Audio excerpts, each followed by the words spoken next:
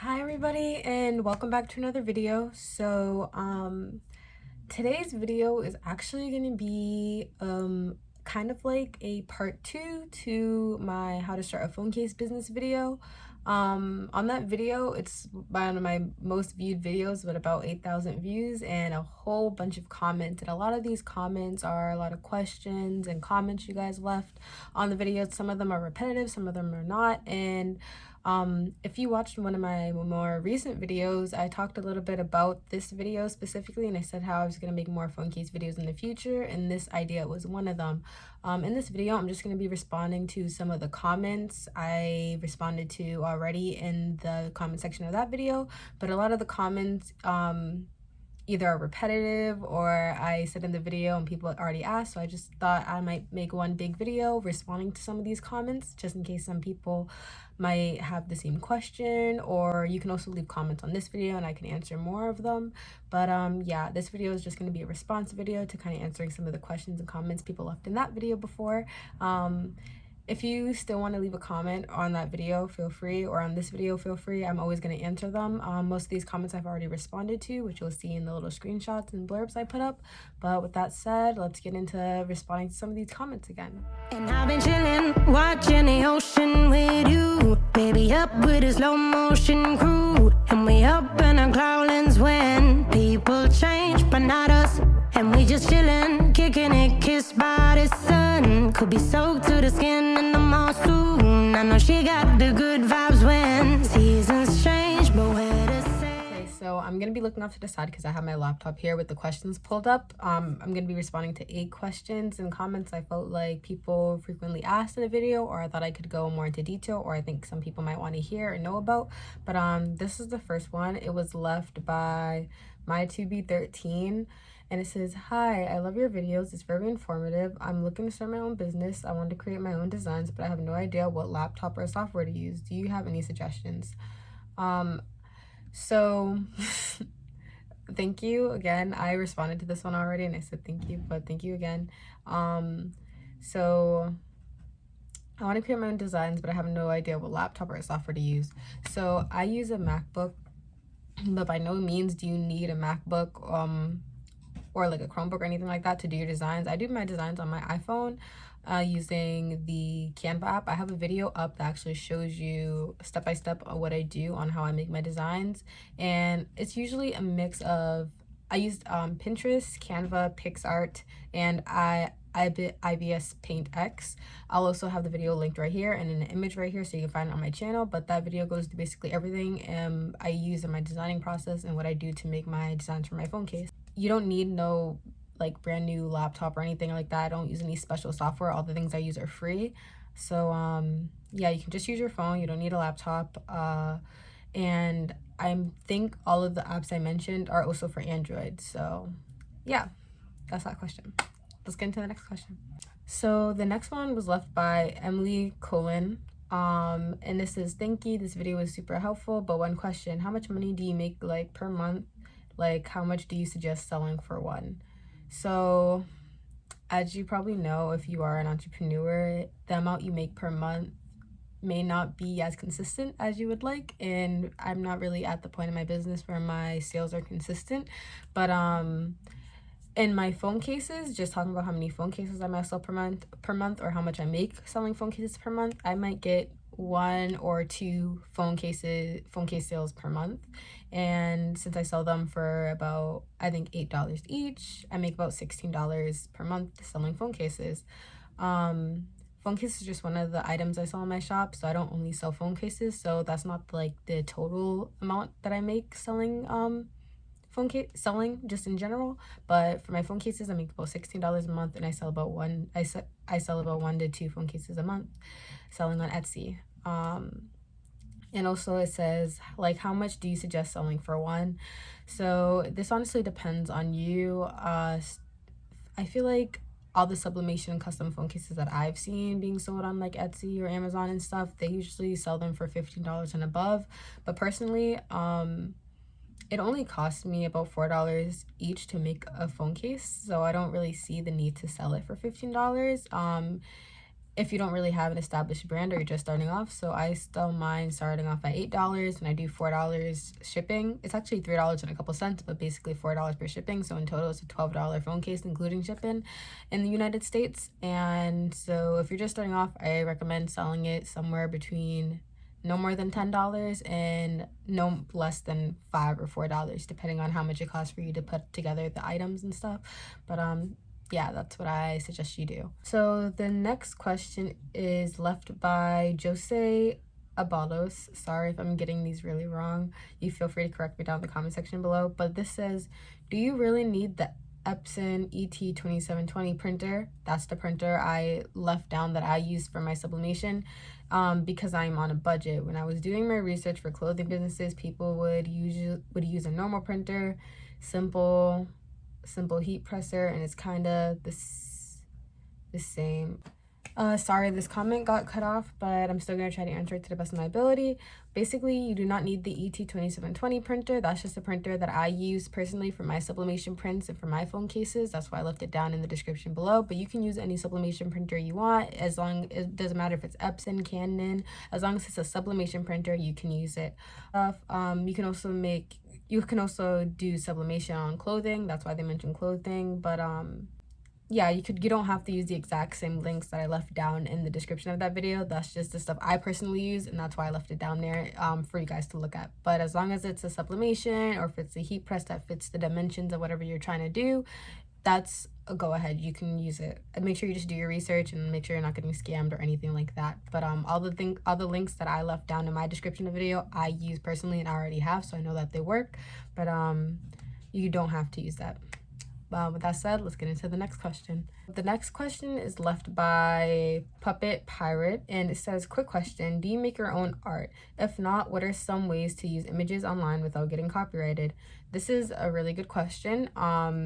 To answer it, one, I do not make my own art. Sometimes I do, sometimes I don't. And what are some ways to use images without getting copyrighted online? So as you know, online, it's really hard to either trace back where an artwork came from or to find the artist of an artwork. But this is also, I mentioned being like copyrighted and plagiarism in my video on how I design my phone cases. So usually I'd redirect you to watch that video because I have more information. But simply to answer this, to avoid getting copyrighted, if you can't find the creator of the artwork, or if you are not sure if the image is copyrighted or not, just don't use it. You want to really try to avoid anything with plagiarism and copywriting in it.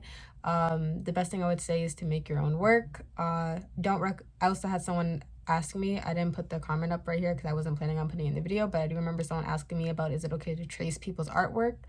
Personally, it's more of a moral thing. I said no, you shouldn't trace people's artwork because people took time to make that artwork and it's their artwork.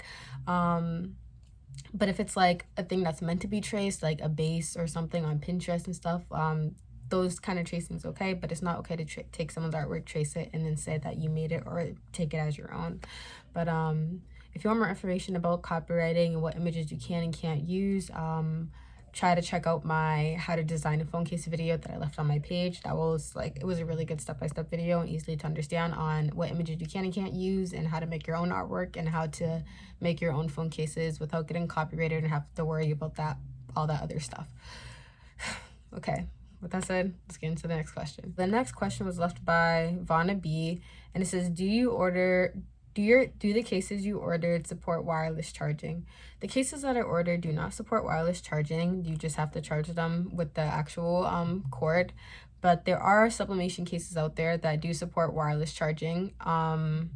I can leave a link to those down below. I seen some on Amazon. Basically, it's made out of different material, which allows the wireless charging pad to work with the phone case and charge the phone. The ones I don't are rubber. The ones that I have are rubber, so they don't allow wireless charging to work. But if you're interested in having sublimation cases that support wireless charging, I will leave that down in the description below for you to look at. The next comment was left by Bloxburg Yash, and it says, do you make the designs for your phone case?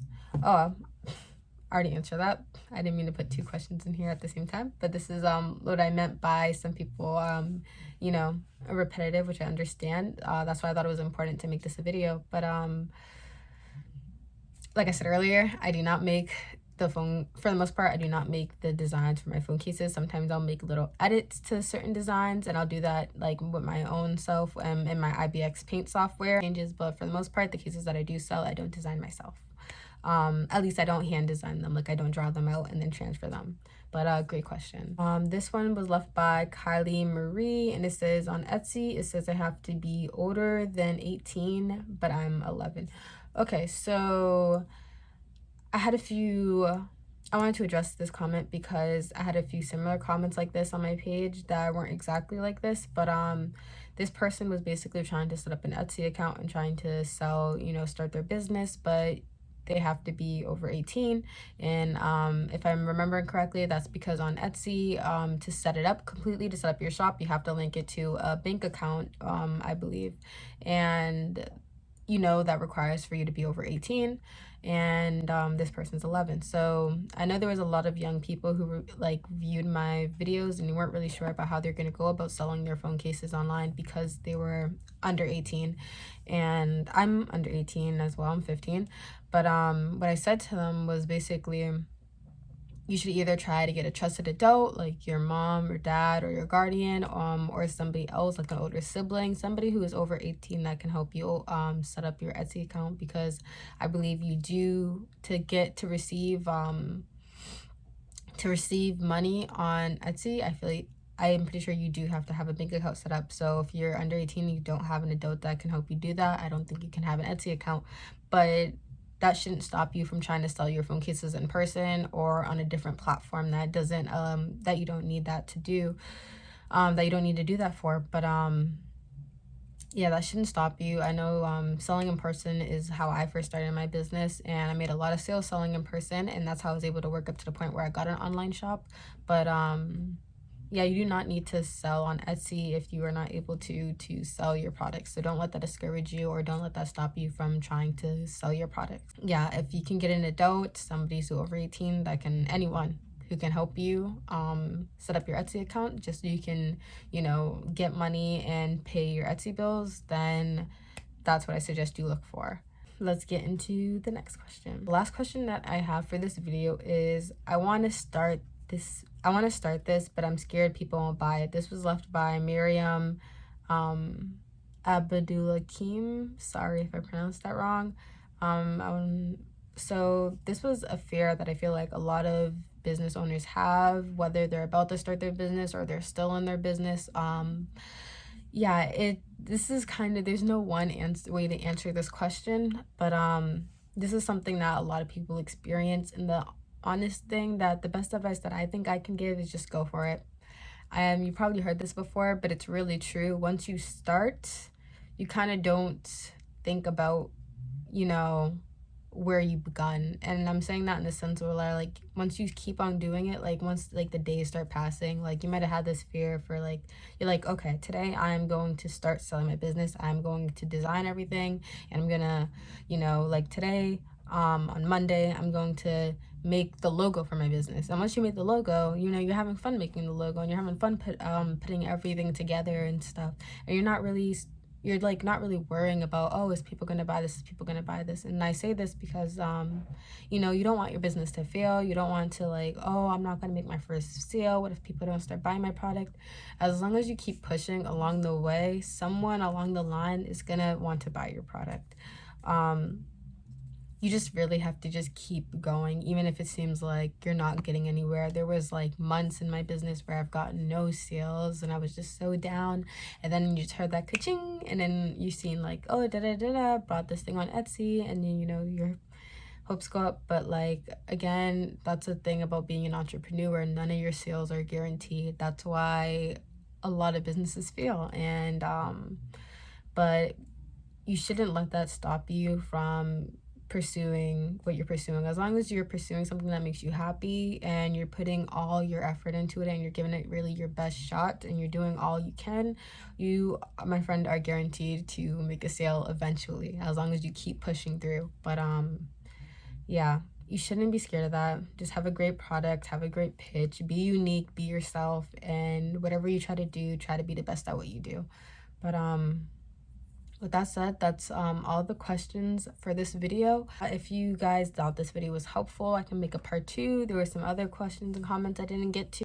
Also, I'll have the link to the original video and all the things that I mentioned down in the description below if you'd like to check those things out. And if you have any questions that you would like me to put into a part 2, if you guys would like to see that, make sure you leave them down below, and I'll be sure to make your questions into part 2. So with that said, there's a lot of part 2s I'm saying. With that said, thank you guys so much for watching. If this video helped or you found it informative or anything at all, make sure you like, comment, and subscribe. It really helps this channel out a lot. And yeah, I hope you guys enjoyed. Have a nice day. Love you guys. Bye.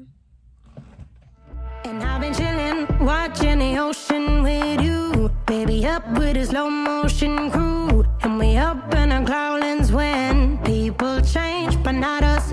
And we just chillin', kicking it, kissed by the sun. Could be soaked to the skin in the mall soon. I know she got the good vibes when seasons change, but we're the same.